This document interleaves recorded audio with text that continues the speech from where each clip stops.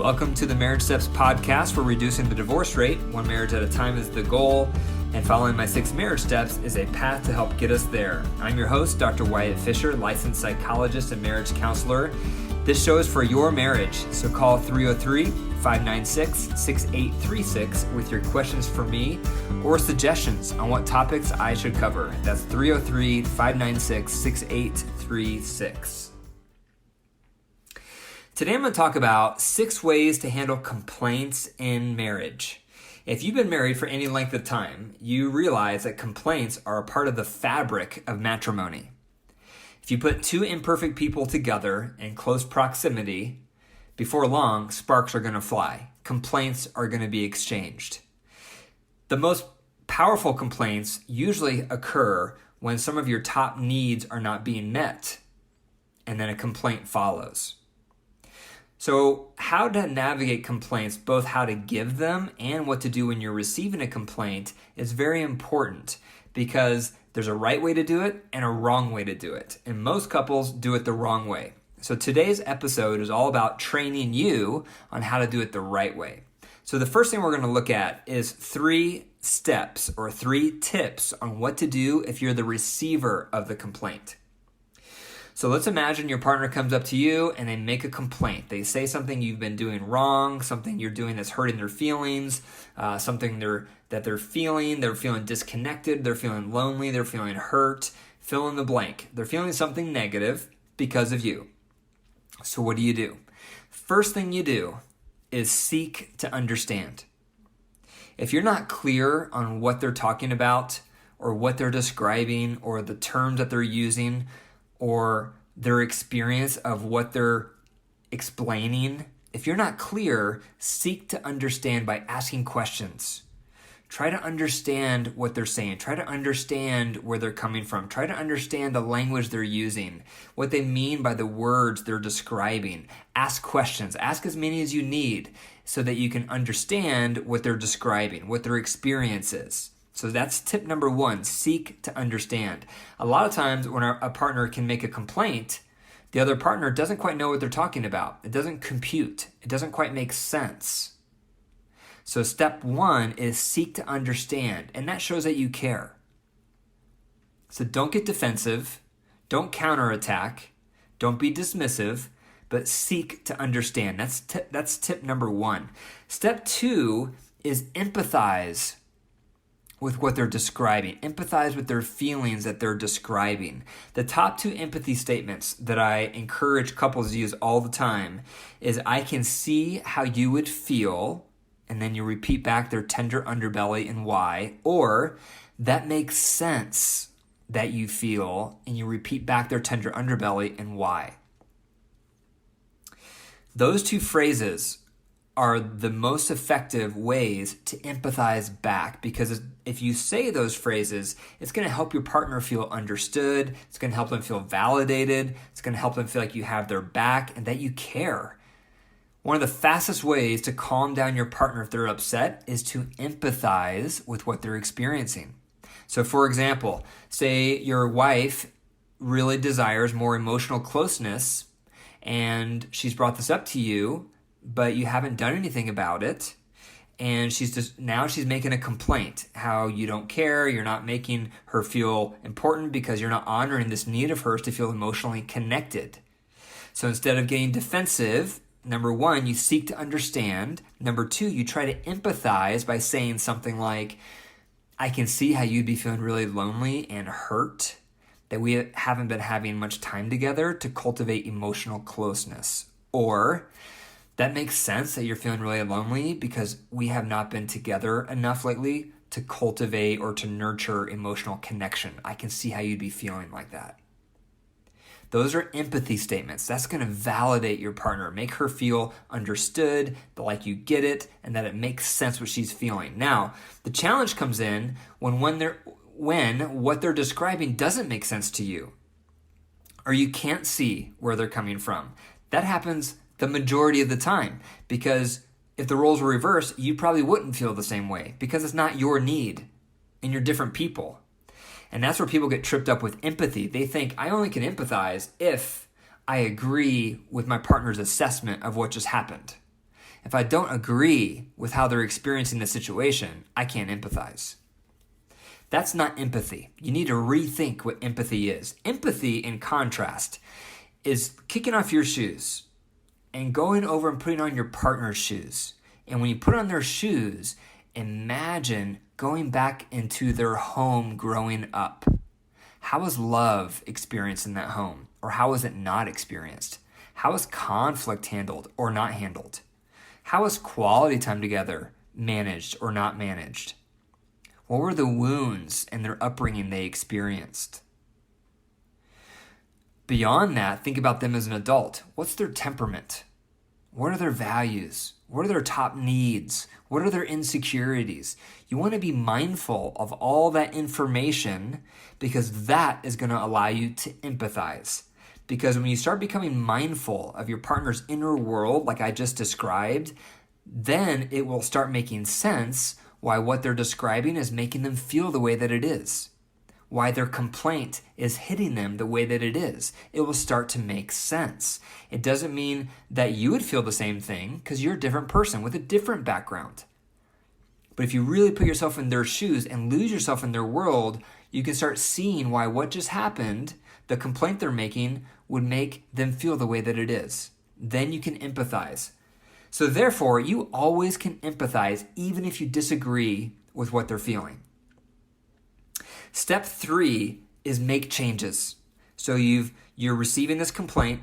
You want to seek to understand, so you understand what they're saying. 2, you want to empathize with what they're feeling and why. And then 3rd, you want to make changes. You have to make changes. When your partner is expressing a complaint, the worst thing you can do is judge and dismiss their complaint. And that's what we do all the time. We think that's stupid, or that's ridiculous, or they're being irrational, or that's not important. We think all these judgmental thoughts. We sometimes say them out loud, sometimes we don't, but we judge and dismiss, and then we don't do anything. We're passive. And that is the worst thing you can do in response to your partner's complaint. It's just going to add fuel to their fire. They want you to do something about it. They want to see you make changes. They want to see that you care. Your words are not going to hold up. They want to see action. And it doesn't mean you're going to be perfect at making changes. It doesn't mean you're going to become a master at their top need they're complaining about overnight. But the more you lean in, the more you try to understand what they're looking for, and the more you try and get feedback on your effort to see how you can do better, that's going to honor them. They're going to feel like they matter to you. So that's step 3, make changes. Now, if you're the giver of the complaints, now we're going to go over 3 steps for you if you are the giver.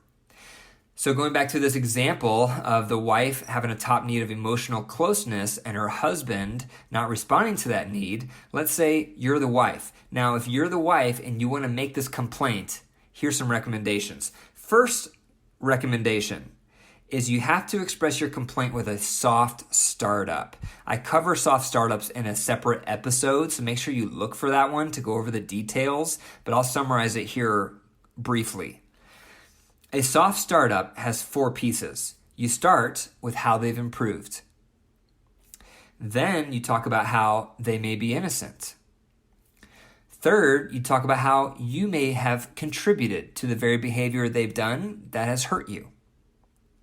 And then 4th, you're going to express your tender underbelly. That's what's underneath your anger, such as hurt, sad, lonely, scared. And you're going to express your complaint without using the word you and without saying the word always or never, because those are generalizations, and you is an accusation.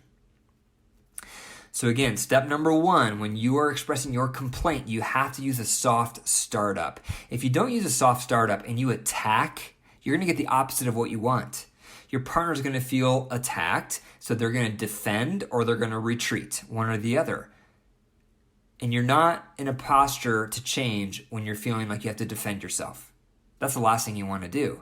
So if you want your partner to change and you're making a complaint, it's in your best interest to express it as a soft startup. So again, how have they improved in this area? How may they be innocent, where they're not intentionally trying to be hurtful? How may you be contributing? Perhaps this is stirring up a wound from your past, or perhaps you have a high value in this area. And then fourth, express your tender underbelly, sad, hurt, lonely, scared, etc., without using the word you or always or never. That's a soft startup. The second step, if you are the one making the complaint, is once you've made a soft startup, and perhaps you've made them several times on the same area, and your partner still will not change. They keep dismissing your need, your top need that you're complaining about that's not being met. If that continues to happen, the next step is go see a counselor. Because something's broken, something is off. And it's hard to know exactly what's going on until you get a third party involved. And ideally, the counselor would be able to listen to the dynamic and help both of you recognize why change is not happening. Perhaps your partner still is feeling attacked. Perhaps you're not doing a soft startup like you thought. Perhaps your partner is misinterpreting what you're looking for. Perhaps your partner has trauma in the area you're wanting more of, and so it's hard for them to move forward. All sorts of things can be going on. But if you are at an impasse and you've expressed your soft startup and your complaint multiple times and there still is no change, the next step is to see a counselor. And again, ideally that counselor can help you sift through what's going on and to have a breakthrough so your partner finally can hear what's going on and then ideally make some changes. Now, if that doesn't happen, you try the counseling route. And again, as a side tip, find a counselor you both like, and so that you're both feeling comfortable with that marriage counselor. And if you are working through this counseling process, I would give it 2 to 3 months for sure, at least 2 to 3 months. Research shows it takes up to 6 months of marriage counseling before partners really make significant changes and create new normals in their pattern of interaction. So I would give it 2 to 3 months, all the way up to 6 months of marriage counseling.